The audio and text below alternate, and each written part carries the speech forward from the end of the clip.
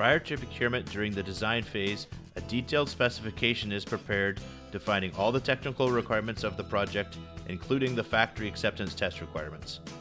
Factory acceptance testing is the off-site testing done during the procurement phase in the factory to verify that the software and hardware are designed correctly and meet the specification requirements. This greatly reduces project risk by addressing errors earlier in the project prior to equipment arriving at site. Any errors identified in the factory are much cheaper and easier to address in the factory than waiting to identify and fix errors on site. All major equipment will undergo factory acceptance testing, such as large electrical apparatus, equipment with specific dielectric requirements, and all process-specific equipment.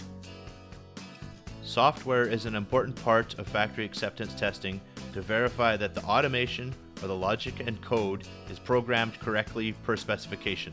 Software should be uploaded to the hardware and integrated factory acceptance testing conducted to ensure that the hardware and the software function correctly per specification. Any errors found at this stage of the project before the hardware leaves the factory greatly reduce the risk of the project and on-site commissioning. This is one of the topics covered in my 3-day mini course on commissioning and startup. To get started with the full course, please go to commissioningandstartup.com where you can sign up for free. My name is Paul Turner, and I want to help you survive and thrive in your commissioning career.